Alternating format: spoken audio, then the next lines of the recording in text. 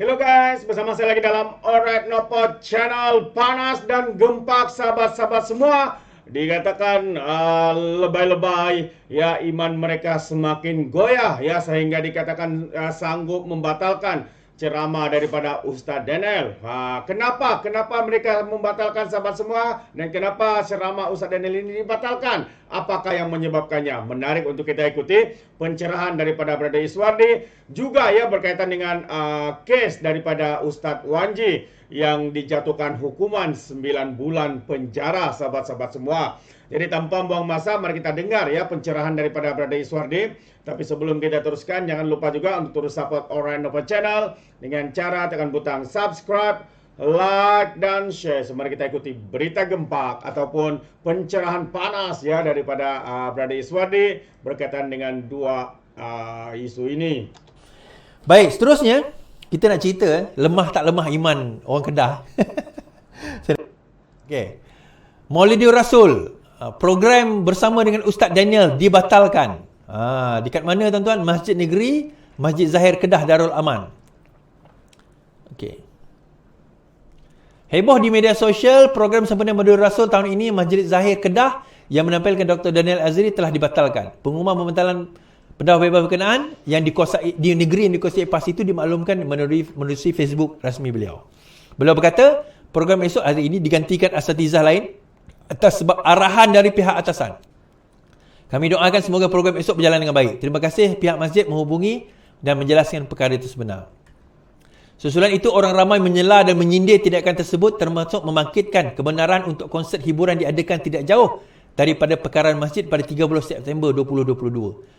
Konsert saja dibenarkan depan masjid Zahir, kata beberapa netizen. Dalam masa sama, ramai memuji reaksi Dr. Daniel yang tidak melatah, tidak seperti penceramah yang terang-terang menyokong PAS. Warganet terutamanya menyokong kerajaan Perbudakan juga faham pihak institusi agama di negeri masing-masing punya kuasa termasuk kebenaran pendakwah menyampaikan kuliah. Namun, penyokong PHPN menganggap mereka tidak kalut untuk menghukum kerajaan PN sehingga mengaitkan tahap dan iman susulan larangan terhadap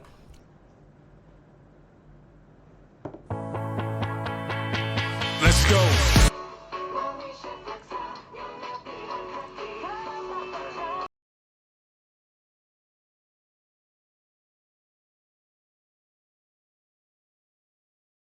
mana pendakwah tidak seperti reaksi melampau walaon.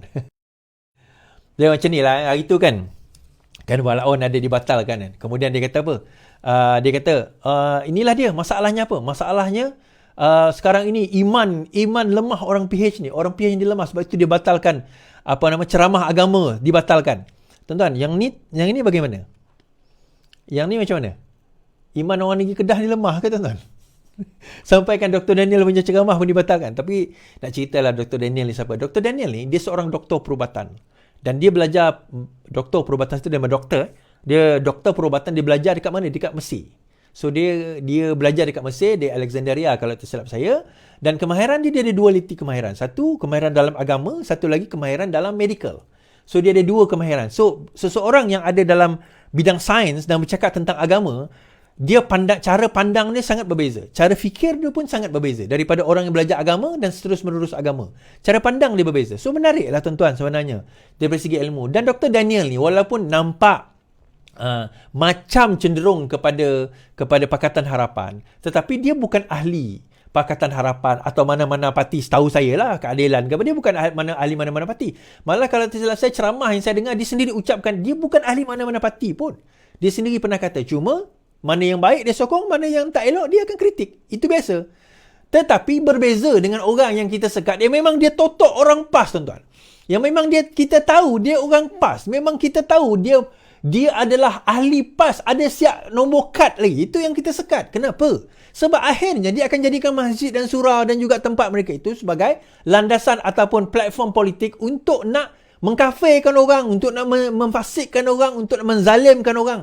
Itu platform yang akan mereka gunakan. Dia bukan untuk platform ilmu. Dia bukan untuk platform menerangkan apa Islam yang sebenar. Tuan-tuan, saya nak beritahu, Islam, tidak ada Islam selain daripada Islam. Islam versi PAS, itu bukan Islam. Tak ada Islam mengajarkan supaya memfitnah, itu boleh. Tidak ada Islam mengatakan kalau rasuah tu tak apa, asalkan duit tu untuk perjuangan Islam. Tak ada. Tak ada yang macam tu, tuan-tuan. Tak apa kalau kita nak sakau duit daripada bangsa lain, asalkan kita guna untuk perjuangan Islam. Tak ada istilah itu. Saya nak cerita, since kita dalam mood lagi, kita kata Maulidi Rasul kan. Ada satu peristiwa di mana Rasulullah SAW baginda berjalan tau.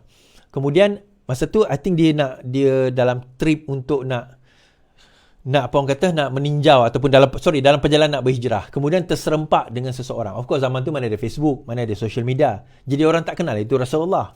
Kemudian orang tu bertanya kepada Rasulullah. Ini nak tunjuk hal akhlak Rasulullah. Dia tak pernah menipu. Sebab dia Al-Amin. Orang tu tanya, siapa engkau? Siapa engkau? Kalau dia kata aku Muhammad, dia kata Rasulullah, aku Muhammad Rasulullah, kantoi lah. Sebab dia berhijrah, baginda berhijrah. So dia kata apa? Aku dibuat daripada air. Rasulullah kata, aku dibuat daripada air. Itu helah dipanggil. Aku dibuat daripada air. Dia tak menipu. Memang kita manusia dibuat daripada air. Kan 70% of our body is from water. Aku dibuat daripada air, Rasulullah kata. Kemudian orang tu pelik. Kemudian orang tu, mungkin dia kata gila apa orang ni. Kemudian dia pun belah. Rasulullah berjalan. Ini akhlak Rasulullah. Dalam keadaan macam tu pun, dia tidak menipu, tuan-tuan. Dia berbeza sekarang ni.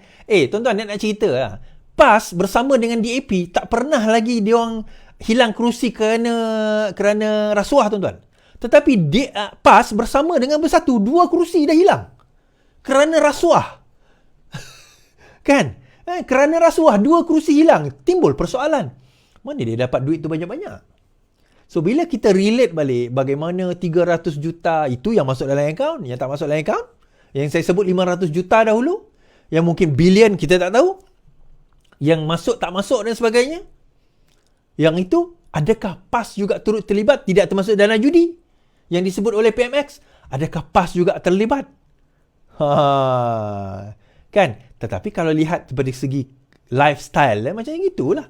Umpama lah, tuan-tuan, umpama jiran kita tahu jiran kita ni kerja pun, contohlah, kerja pun kita tahu gaji dia tak besar, kerja biasa-biasa je, kerja buruh je. Tiba-tiba satu hari dia bawa balik Mustang. Bawa balik Mustang. Kita ada persoalan tak, tuan-tuan? Adalah persoalan kan? Mana dia? Mustang siapa? Mungkinlah dia pinjam. Tiba-tiba esok lagi bawa balik Mustang tu. Bawa balik Mustang tu. Lepas tu dia park Mustang. Seminggu lepas tu dibawa balik pula Lamborghini. Dia ni dah tukar kerja. Kita pun ada persoalan lah kan? Pas, tuan-tuan, daripada tak ada dana, tak ada duit, tiba-tiba PRU ke-15 yang lepas, bendera dia penuh Perikatan Nasional. Dana dia siap boleh bagi. Angkat, wallahi, sumpah, kami akan menyokong PAS. Soalan kita, duit tu datang dari mana? Tuan-tuan pernah terfikir tak benda ni? Kan? Tuan-tuan pernah terfikir tak duit tu datang daripada mana? Tiba secara tiba-tiba duit menjadi kaya. Dia bukan macam cerita pinjam 100 Nur Nilam Sari. Bukan tu. Esok ada duit aku bayar lagi. Bukan. Bukan pinjam 100 tu. Okay. So tuan-tuan fikirlah di mana dia dapat dana dan duit tersebut. Baik. Habis cerita kat situ. Another story, tuan-tuan. Pembangkang sibuk bawa ini tentang kita kena asingkan kuasa. Kita kena ada separation of power. Kita kena persaingan kuasa di antara legislatif dan juga undang-undang.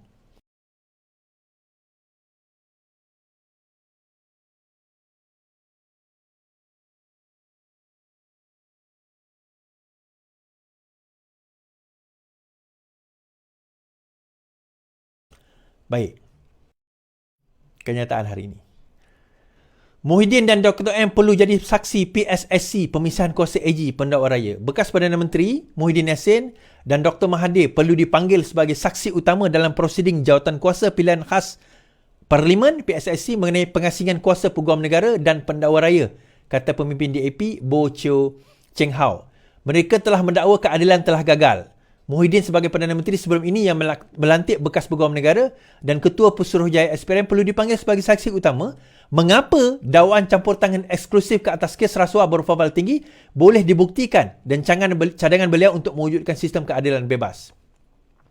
Mahathir akan menjadi salah seorang saksi paling utama yang akan dipanggil ke PSSC untuk memberikan pandangan yang berharga dan berkongsi pengalaman mengapa reformasi keadilan tidak pernah berjaya dilaksanakan.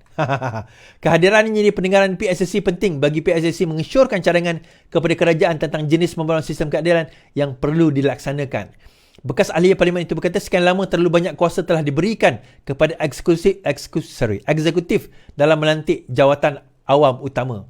Katanya sesuatu mengundang tuduhan pembangkang yang mendakwa eksekutif telah campur tangan dalam proses perundangan, membabitkan beberapa kes berprofil tinggi. Oleh itu, katanya, PSSC adalah platform paling sesuai untuk mengumpulkan maklumat bagi melaksanakan reformasi.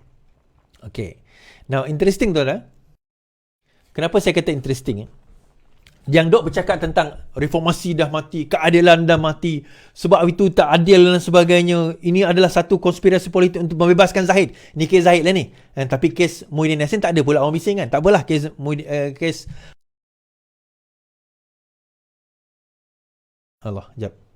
kes Zahid dia persoalkan kan. Okay.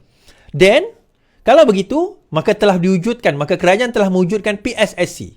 Apa itu PSSC tuan-tuan? PSSC adalah jawatan kuasa pilihan khas parlimen, di mana parlimen sekarang ini bila ada satu masalah atau satu persoalan besar, maka pilihan khas parlimen akan dipanggil, akan diadakan.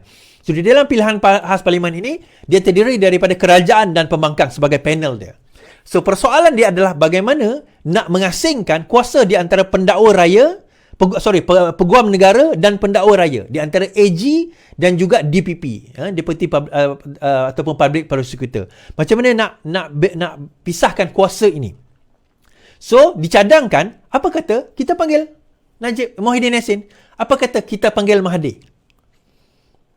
Menarik tuan-tuan, sebab dua ini adalah mereka yang sangat besar menggunakan kuasa AG, kuasa pengarah SPRM untuk kepentingan politik mereka. Kita tak payah sembang cerita tak macam tak kenal, tak tahu. Oh ya ke? Ya ke? Kecuali budak-budak baru nak up lah, dia memang tak tahu. Tetapi cerita dia daripada zaman Mahathir memerintah, itulah alasan sebab kita nak buat reformasi. Sekarang reformasi kita nak buat lah ni. So apa kata? Kita panggil Muhyiddin Yassin, kita panggil Mahathir. Bagi cadangan. Sekarang kamu macam mana? Dan kita nak tanya juga pada dia. Masa kamu memerintah dahulu, apa yang kamu lakukan untuk pengasingan kuasa tersebut? Wujudkah pengasingan kuasa tersebut? Itu soalan dia. Itu soalan dia. Wujudkah pengasingan kuasa tersebut? Kalau ada, bagi contoh lah. Kat mana? Kat mana pengasingan kuasa tu ada? Bagilah contoh pada kami. Atau kamu je sekadar, oh tak apalah, kamulah buat kerja tu. Sekarang sembang memang senang tuan-tuan. Sekarang kita nak panggil Muhyiddin Yassin, kita nak panggil Mahathir. Kat mana? Kamu dulu, apa benda yang kamu buat yang boleh dijadikan contoh? Apa benda yang kamu buat yang boleh dijadikan contoh pengasingan AG dan juga Public Prosecutor, peguam negara? Pendakwa raya, DPP. Public Prosecutor. Apa benda yang kamu boleh lakukan sehingga boleh dikatakan terdapat pengasingan tersebut? Kita nak tengok tuan-tuan. Menarik ni. Kalau dia orang nak panggil ni, menarik. Okay. So, kita tengok nanti. Kita tengok apa kesudahan dia. Tapi saya nak bawa berkenaan dengan UMNO. Dan apakah kita akan bergabung atau bertembung dalam PRU yang akan datang.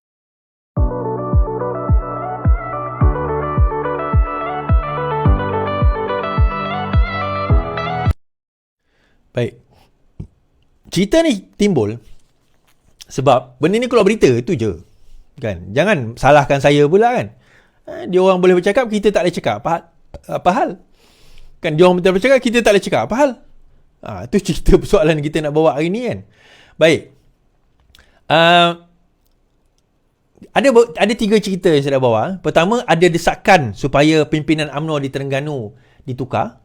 Kedua, UMNO akan kaji sama ada nak bekerjasama atau tidak. Dan MB Pahang nafi PH 30% kuota jawatan lantikan. Baik, kita bagi satu persatu dahulu. Kenyataan daripada UMNO, menang pelangai dulu baru bincang tukar kepimpinan UMNO Terengganu. Cadangan untuk menukar kepimpinan UMNO Terengganu perlu dibawa ke Biro Politik, kata Timbalan Presiden Muhammad Hassan. Namun katanya tumpuan parti ini adalah untuk memenangkan calon BN di Dun Pelangai. Itu biar kami bawa dalam Biro Politik. Biro Politik merupakan pengurusi-pengurusi. Okey. Muhammad berkata demikian ketika media selepas program Sembang Santai di PRK Dun Pelangai di Felda Cemomoy dekat Bentong malam tadi. Semalam media melaporkan seorang veteran UMNO menggesa rombakan segera dilakukan terhadap pimpinan parti itu di Terengganu di badai gelombang hijau pada PRU 15 dan PRN. Bekas ahli MKT UMNO Abdul Rahman berkata kepimpinan Ahmad Said perlu diganti dan mencadangkan supaya 80% daripada anggotanya membabitkan muka baru. Abdul Rahman ini juga pernah diberi julukan Gayan Killer kerana mengalahkan Presiden PAS Abdul Hadi Awang di Parlimen Marang tahun 86 dan juga 2004. Berkata perubahan juga harus dibuat di peringkat cawangan sehingga bahagian memandangkan ia dekat dengan akar umbi. Bagaimanapun UMNO berkata perlu menumpu PRK Dun Pelangai sebelum itu. Dalam masa yang sama, Mat Hassan juga memberi komentar sedemikian. PRU nanti UMNO akan kaji sama ada perlu rakan atau tidak. UMNO bekerjasama dengan Pakatan Harapan pada masa ini untuk memastikan kelangsungan sehingga parti itu bangkit semula dalam pilihan raya akan datang. Berucap pada Parlimen ceramah di Felda, Muhammad berkata objektif utama UMNO ialah untuk memperkukuhkan parti itu sebagai persediaan menghadapi PRU ke-16. Katanya apabila sampai saat itu UMNO akan menilai semula kekuatannya dan memutuskan sama ada memerlukan rakan kongsi atau sebaliknya. Di situ nanti kita akan menilai. Di situ kita akan pastikan sama ada kita dah kuat sangat ke, boleh berdiri sendiri atau perlukan rakan atau tidak. Kita nilai pada ketika itu. Jangan kita asyik menilai diri kita sekarang. Memang kita tak kuat sekarang, kita perlu rakan. Orang dah lemas, timbullah dulu. Tengok pulau mana paling dekat, tebing mana yang paling dekat, berenanglah kat situ, naik dulu. Keringkan badan, sihatkan badan, katanya kepada 300 orang penyokong UMNO. Now, kenapa ucapan ini sangat signifikan kepada terutama orang Pakatan Harapan? Tidak sia-sia saya letak bendera Pakatan Harapan kat sini. Dia simple dia macam ni je tuan-tuan. Yang pertama, kita tahu kerajaan yang dibina sekarang ini adalah satu inconvenient marriage. Dia ada satu perkahwinan yang bukan, kalau ada pilihan lain kita akan pergi ke pilihan lain. Tapi sebab tak ada pilihan lain, maka kita ambil pilihan yang ini di atas saranan yang di-Pertuan Agong. Kita faham benda itu. UMNO faham, GPS faham, JRS faham, Pakatan Harapan faham. Yang tak faham, geng pembangkang je lah. Tapi tak apa, kita faham. Kita faham dengan suasana, kita faham dengan peraturan tersebut. Now, bila kita faham dengan perkara itu, dia bukannya satu gabungan sebagai Pakatan Harapan atau Barisan Nasional atau Perikatan Nasional. Dia bukan gabungan itu. Kita kena faham ini satu gabungan untuk memastikan kita ada kerajaan. Kalau boleh saya guna istilah saya dahulu, ini adalah coalition government. Kerajaan gabungan, kerajaan perpaduan. Bukan kerajaan yang dibentuk atas dasar persetujuan mengenai satu coalition pact yang betul-betul akan kita hadapi sampai bila-bila. Macam Pakatan Harapan. Dalam Pakatan Harapan ada 4 komponen utama. DAP, PKR, Keadaan Amanah dan juga OPCO. So ada 4 komponen utama. So kita faham. Dan mereka buat pact. Apa saja pilihan raya, kita kena runding, kita kena bincang. Barisan Nasional pun ada komponen-komponen dia seperti UMNO, MIC, MCA. Dia ada bincang. JRS pun ada komponen-komponen. Perikatan Nasional ada komponen dia.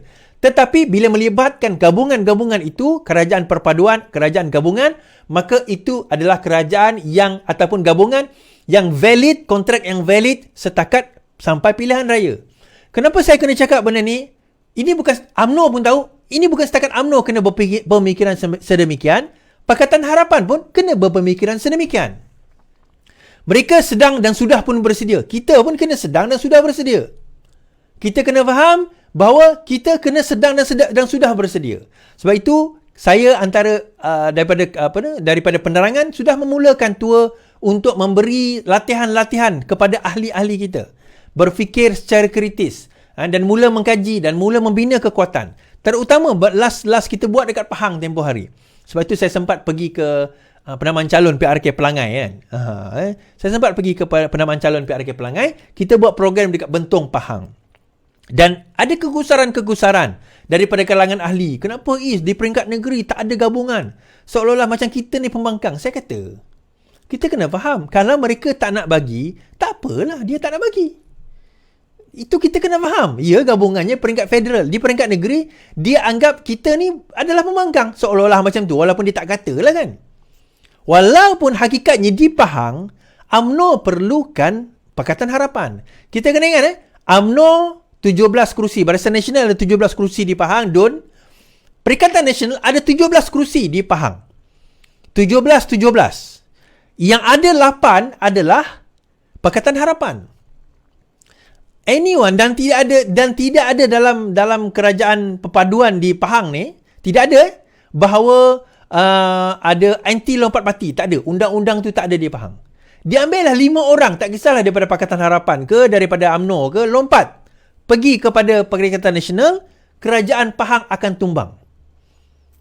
And yet, Menteri Besar Pahang keluar kenyataan.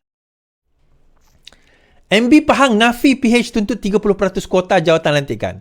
Menteri Besar Pahang menafikan dakwaan yang mengatakan PH menuntut 30% kuota jawatan lantikan dalam kerajaan negeri. Setakat ini belum ada lantikan baru dalam semua agensi berkaitan kerajaan termasuk PBT. 30% siapa yang cakap? Setakat ini kedudukan JKK kita belum buat lantikan baru. Jadi macam mana boleh kata tuduhan 30% untuk DAP dan sebagainya. Itu tuduhan liar, kata beliau. Ya, betul. Maksudnya jawatan itu dikekalkan daripada kerajaan sebelum ini. Tetapi daripada kan sebelum ini BN juga memerintahkan. So jawatan-jawatan, ada jawatan kuasa JKK dan sebagainya itu dikekalkan. Tapi dalam masa yang sama, tidak ada jawatan untuk Pakatan Harapan di negeri Pahang. Kita bukan cerita 30%. Tidak ada perbincangan pun. Malah ada exco yang dilantik. Kita bukan kata tak ada exco dilantik. Ada exco dilantik. Tetapi tidak ada peruntukan untuk exco tersebut. Jadi timbul persoalan, dekat mana? Dekat mana yang dikatakan sebagai perbincangan, dekat mana yang dikatakan sebagai persahabatan, gabungan dan sebagainya, dekat mana? Dan kita kena faham, Mercy dia sekarang ni pada 17 Barisan Nasional, 17 Perikatan Nasional, tetapi ada 8 Pakatan Harapan dekat situ. Kita kena faham Bukan nak mengugut tuan-tuan, tapi kena faham statistik itu dulu. Kan, berbeza dengan event dekat Selangor pun sebenarnya tanpa Barisan Nasional still boleh memegang kerajaan sebenarnya. Dia bukan seperti mana yang kita lihat di negeri Pahang.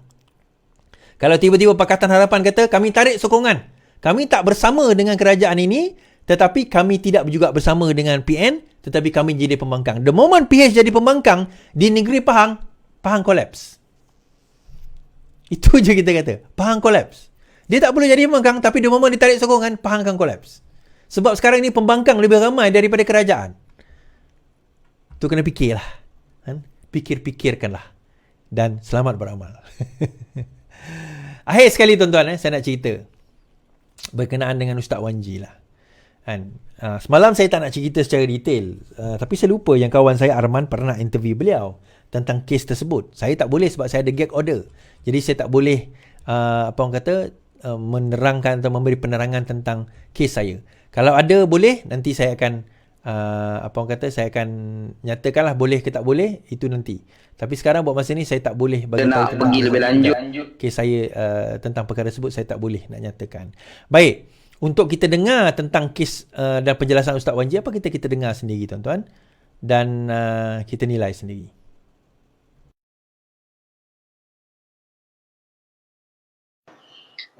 Sebelum kita nak pergi lebih lanjut ni, kita ada warming up sikit tentang isu yang melibatkan kepada saya lah agak lama sebenarnya daripada 2012 lagi benda tu dimainkan. Lanjutannya 2000 ke 2014. Lepas tu bila saya kerja di Pulau Pinang, dia lagi panas kan. Pertamanya video tu sebenarnya keluar masa tu saya masih lagi ahli PAS. Itu yang pertama lah. Saya masih lagi ahli PAS. Dan sebenarnya apa yang keluar semua tu orang miss maklumat. Sempurna dia cerita tu orang tak berapa jelas. Kalau kita ingat balik sebenarnya dalam sekitar tahun 2012, 2013, 2014 dia ada beberapa nama yang bercakap berkenaan dengan isu melibatkan kepada Raja-Raja Melayu. Kalau kita tahu ada seorang tu namanya Ali Abdul Jalil nama kan. Jadi Ali Abdul Jalil ni dia ni pernah ditangkap sebab dia telah menghina Sultan Johor pada masa tu Jadi bila dia telah menghina Sultan Johor, makanya dia telah ditangkap dan kemudiannya dia telah lari daripada Malaysia pergi duduk kat Sweden. Namanya Ali Abdul Jalil Jadi makanya dalam situasi begitu, makanya saya ni memikirkan tentang kenapa ada watak-watak sebegitu. Dia ada 2-3 orang lagi lah. Cuma yang paling popular tu adalah Ali Abdul Jalil Jadi saya ni pada masa tu membaca sebuah buku iaitu menjelaskan berkenaan dengan ada satu jenis fiqh Dia panggil fake tawakuk. Fake tawakuk ni fake futuristic, fake future di masa depan. Jadi maksudnya di masa akan datang nanti, apa akan berlaku dan apa yang kita kena standby daripada sekarang. Contohnya macam Al-Imam Abu Hanifah, pada era dia belum ada lagi orang tawaf di atas Kaabah. Tetapi pada era dia tu, dia dah interpret, dia telah cuba predict di masa akan datang bagaimana orang tawaf di atas Kaabah. Jadi dia buat hukum siap lah terhadap apa yang bakal berlaku. Makanya dia pun menyatakan hukum kita tawaf di atas Kaabah adalah boleh dan sah. Dan pada masa tu tak ada lagi. 1000 tahun kemudian baru berlaku. Maksudnya dia dah predik di masa akan datang dan dia standby hukum lah kalau berlakunya begitu kan. Maka demikian juga bila saya lihat ada beberapa watak macam contoh Ali Abdul Jalil apabila dia bercakap berkenaan dengan institusi Raja-Raja Melayu. Dan sebenarnya kalau kita ingat balik pada masa tu dia bukan semata-mata isu institusi Raja Melayu semata-mata, tapi dia ada kaitan kalau kita ingat balik dengan kejatuhan kerajaan Perak yang menteri besar pada masa tu adalah Nizar Jamaluddin. Kalau kita ingat balik pada masa tu kan. Kan masa tu kan ada 2003 Ustaz. Tak silap saya. 2003 kan? Tak silap saya kan? 2003 kan? Kejadian. Dia kita 2008 kita ambil kerajaan. Saya ada 2008. Betul. 2008 dia 2008. Lepas tu dalam 2010, 2011 macam itulah kurang lebih kerajaan Perak tu telah dirampas kan. Lepas tu lama sangat betul. Lepas tu popular dengan satu istilah iaitu sembah derhaka.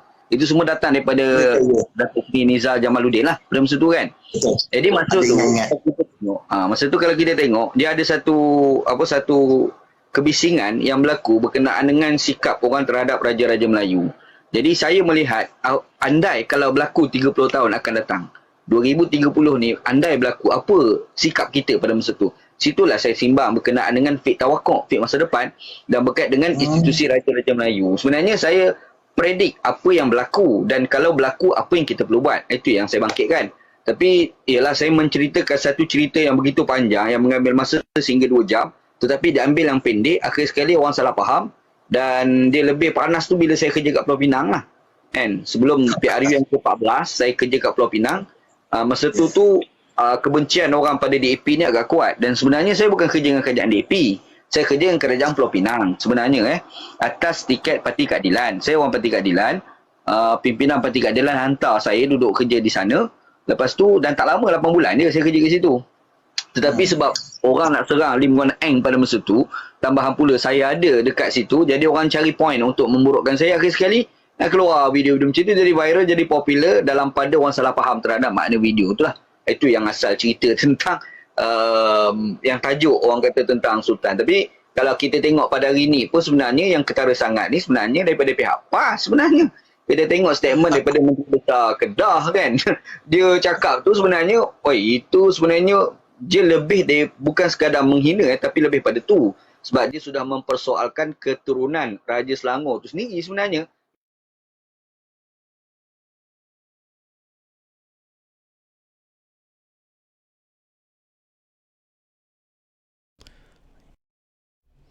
Okey, kita dah dengar sendiri yang Ustaz Wanji sebut tadi tu berkenaan dengan fake tawakuk.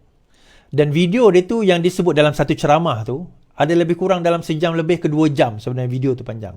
Tetapi dia ambil bahagian tu saja dan itulah yang dijadikan hujah dan pertuduhan yang digunakan untuk nak mengenakan Ustaz Wanji. Jadi beliau sendiri dah menjelaskan tentang perkara tersebut.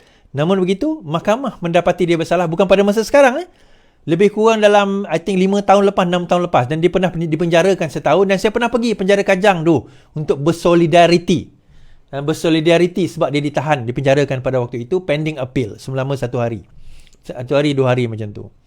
So sekarang ini bila kita tengok masuk ke peringkat mahkamah rayuan, beliau kalah, masuk peringkat mahkamah persekutuan, akhirnya beliau telah kalah bukan di atas hukuman, bukan di atas pertuduhan tetapi di atas hukuman.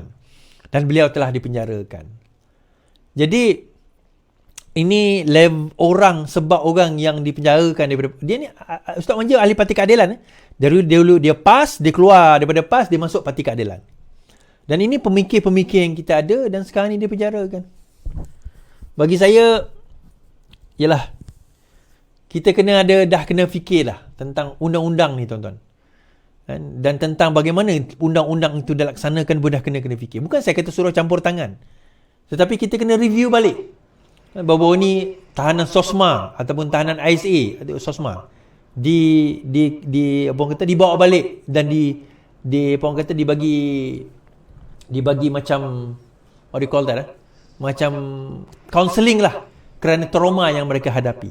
Tetapi on top of that, sebenarnya KDN sudah kena mula fikir menghapuskan akta-akta seperti SOSMA dan juga akta hasutan ni. Oh, kalau macam tu nanti Sanusi boleh lepas. Dia ada banyak akta lain yang kita boleh kenakan. Antaranya Suruhanjaya Komunikasi SKMM, Sanusi boleh kena. Hasutan ni tuan-tuan, 3 tahun, RM5,000, 3 tahun je penjara maksimum. Sikit je. Tapi kalau SKMM, yang tu sampai RM100,000 tau. Denda dia RM100,000, penjara kalau tak silap saya 10 tahun ke something like that. Tinggi. Kan? Tapi kenapa tak dipenjarakan di situ? Kenapa itu tidak berlaku, kita kata? Kan? Kenapa? Yang ni kita harap dengan tukarnya apa orang kata peguam negara yang baru, kita kena fikir. Dan kabinet kena mula memikirkan untuk merombak perkara ini, merombak section ini, merombak akta ini, dan jangan kita rely dan terlalu bergantung kepada akta-akta yang lama sebab kita tak tahu apa nak buat. Terbaik, itu dia sahabat semua pencerahan daripada Brother Iswardi ya. Yang pertama tadi berkaitan dengan Ustaz Daniel yang dibatalkan ceramahnya. Adakah begitu mereka lemah imannya, lebay-lebay walaun-walaun di negeri Kedah ini sehingga membatalkan ya ceramah Ustaz Daniel itu. Dan sekali lagi pencerahan kes Ustaz Wanji yang sebenarnya ya menjadi mangsa ya kepada kekejaman politik semata-mata untuk menjatuhkan beliau dan sebagainya. Kita dengar sendiri bagaimana pencerahan Tuan Penyabadan dan juga sedikit pencerahan daripada Brother Iswardi. Terima kasih. Sampai di sini saja, izinkan saya untuk mengundurkan diri dan seperti biasa peribahasa mengatakan apapun kangkap 2 tahun keinginan. Dalam bahasa Melayu, tepuk dadah, tanya selera. Sekian saja daripada Orang Dapat Channel. Kita berjumpa lagi. Bye-bye.